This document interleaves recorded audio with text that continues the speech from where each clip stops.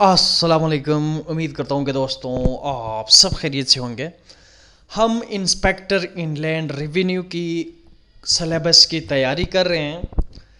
आज हम डिस्कस करेंगे द मोस्ट सुप्रीम लॉ जो हमें इनकम टैक्स और टैक्स से रिलेटेड डील करता है, वो है पाकिस्तान कॉन्स्टिट्यूशन।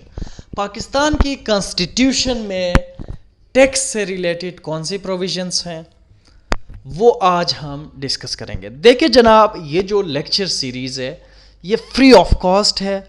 पूरे सीरीज़ पूरा लेक्चर आप लोगों को मिलेंगे। ये लेक्चर्स फ्री ऑफ कॉस्ट हैं। हाँ, अगर कोई अपनी तरफ से कंट्रीब्यूशन करना चाहता है, कोई अपनी तरफ से डोनेशन देना चाहता है, तो हमारा अकाउंट नंबर मेंशन है, इजी पैसा अकाउंट नंबर 0349729164। यहाँ पे आप अपना डोनेशन दे सकते हैं। Taxes under Pakistan constitution, law making authority at federal level. देखो, पाकिस्तान में एक फेडरेशन है, यहाँ एक फेडरल हुकूमत होती है, एक प्रोविंशियल हुकूमत होती है। और आफ्टर 18 अमेंडमेंट प्रोविंशियल एटोनॉमी दी गई है प्रोविंसेस को, प्रोविंशियल गवर्नमेंट्स को। अब ये फेडरल लेवल पर भी लेजिस्लेशन होती है, प्रोविंशियल लेवल पे भी लेजिस्लेशन होती है। हमारे पास फेडरल लेवल में कौन कौन से बॉडीज़ हैं जो लॉस बनाते हैं? हमारे पास फेडरल लेवल में सेनेट है, नेशनल असेंबली और प्रेसिडेंट है। ये लॉ बनाते हैं। फॉर इंस्टेंस, अगर कोई बिल सेनेट में पेश हो, वहाँ उसकी मंजूरी हो गया, सेनेट ने उसकी को एसेंट दे दी, तो ये बिल आएगी नेशनल असेंबली में।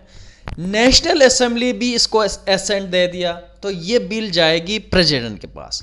प्रेसिडेंट के पास ये इख्तियार है कि वो उस बिल में, इस बिल को वो दोबारा यानी पार्लियामेंट में पेश करे कि भाई यार इसमें ये रद्द बदल कर लें, या वो अपनी सिफारिशात के साथ उस बिल को वापस भेज सकता है विद इन 10 डेज।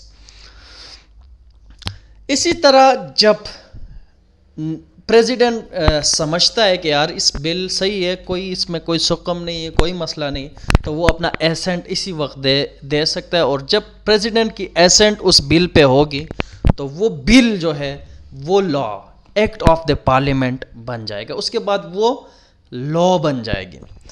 लेकिन प्रोविंशियल लेवल पे हमारे पास है प्रोविंशियल असेंबली और गवर्नर। ये दो बॉडीज़ हैं जो मिलकर लॉ बनाते हैं।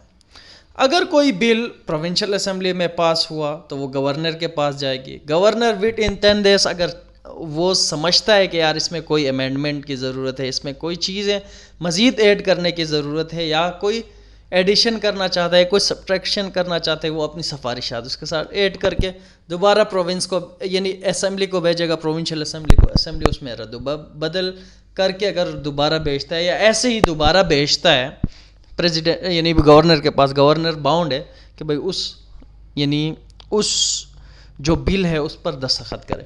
जब दस्तखत करेगा तो वो लॉ बन जाएगा, act of the provincial government या प्रोविंशियल यानी असेंबली बन जाएगा। तो अभी हमारे पास जो बाज़ दफ़ा ऐसा होता है कि नेशनल असेंबली इन सेशन नहीं होता, या कोई इमरजेंसी की सूरत हाल है, या प्रोविंशियल लेवल में कोई इमरजेंसी है, तो उस वक्त आइन में एक प्रोविज़न है जहाँ पे हम कहते हैं कि आर्डिनेंस, प्रेसिडेंट ने आर्डिनेंस क्या किया, जारी कर दिया। आर्डिनेंस होता है 120 दिन के लिए। कोई भी आर्डिनेंस 120 दिन के अंदर अगर प्रोविंशियल असेंबली या पार्लियामेंट इन सेशन आए और उसको इंडोर्स करे, उस आर्डिनेंस को हमेशा के लिए, तो उसको इंडोर्स कर सकता है और वो हमेशा के लिए लॉ बन सकती है। इसी तरह प्रोविंशियल लेवल में भी ऐसा है। गवर्नर ने आर्डिनेंस जारी किया तो नेशनल यानी प्रोविंशियल असेंबली इन सेशन आया और उसने उस लॉ को देखा और परखा, उसको फिर इंडोर्स किया, तो ये भी लॉ हमेशा के लिए बन सकती है। लेकिन एक चीज़ ऐसा है कि अगर बाज़ दफ़ा आपने देखा होगा हमारे पास इनकम टैक्स आर्डिनेंस 2001 है, ये तो मार्शल लॉ के दौर पर बना हुआ है। इसकी एंडोर्समेंट्स के हवाले से आप कहेंगे कि यार ये तो मार्शल लॉ के दौर में बनाए, उस वक्त का आर्डिनेंस है। देखो, अगर कोई चीज़ एक दफ़ा कोई चीज़ बाय टाइटल बनती है ना, हम कहते हैं इनकम टैक्स आर्डिनेंस 2001, अगर बाद में अगर नेशनल असेंबली इसको अगर इंडोर्स भी करती है तो टाइटल वही है, टाइटल चेंज नहीं होती, उसकी टाइटल वही रहेगी। बाकी जो नेशनल असेंबली है उसको इंडोर्स करती है अंडर आर्टिकल 270। आर्टिकल 270 को आप गौर से देखें, हम लोग को नज़र आएगा कि भाई नेशनल असेंबली ने कितनी ऐसी मार्शल लॉ के ऑर्डर्स को उसने इंडोर्स की है और उनको यानी हमेशा के लिए लॉ डिक्लेयर की है, वो आर्टिकल 270 में आप देख सकते हैं। इसी के साथ article 70, every bill either be originate from National Assembly or Senate. However, Article 173 states that money bill can only be originated from National Assembly. However, it has to transmit a copy thereof to Senate. एक exception है कि भाई कोई bill either वो national assembly या वो senate से originate हो सकते हैं, उसके बाद प्रेसिडेंट के पास जाएगी। लेकिन यहाँ पे एक एक्सेप्शन है कि मनी बिल जो है ओनली एंड ओनली ओरिजिनेट होगी फ्रॉम नेशनल असेंबली, और नेशनल असेंबली से ओरिजिनेट होके एक कॉपी इसकी नेशनल असेंबली भेज देगा किसके पास? सेनेट के पास। सेनेट अपना सिफारिशात उस यानी उस बजट का जो भी वो है, उस मनी बिल है, अपना सिफारिशात ऐड करके वापस भेज देगी नेशनल असेंबली को। नेशनल असेंबली चाहे तो सेनेट की सिफारिशात को मद्देनज़र रख के यानी उसको कबूल कर ले या ना करे, ये उसकी सवाबदीद है नेशनल असेंबली की।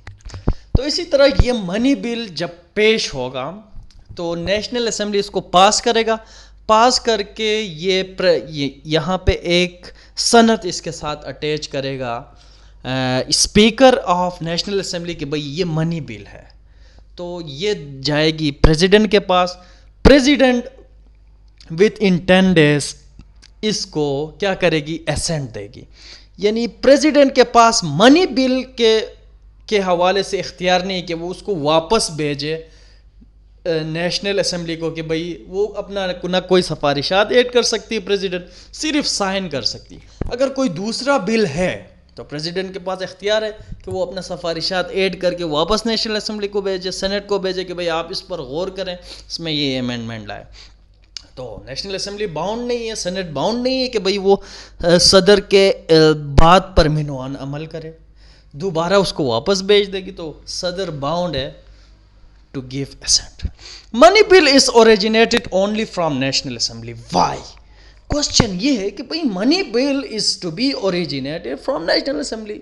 आपसे ये सवाल इंटरव्यू में भी पूछा जा सकता है, किसी और जगह भी पूछा जा सकता है।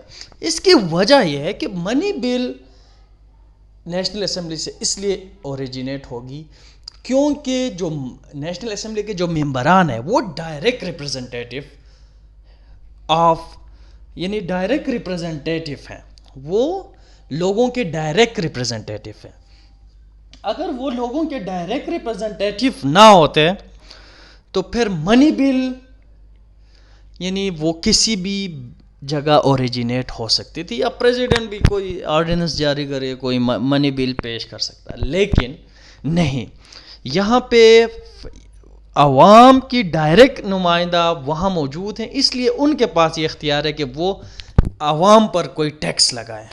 इसलिए ये जो हो ओरिजिनेट होती हमेशा डायरेक्ट रिप्रेजेंटेटिव के हाउस से। डायरेक्ट रिप्रेजेंटेटिव कौन है?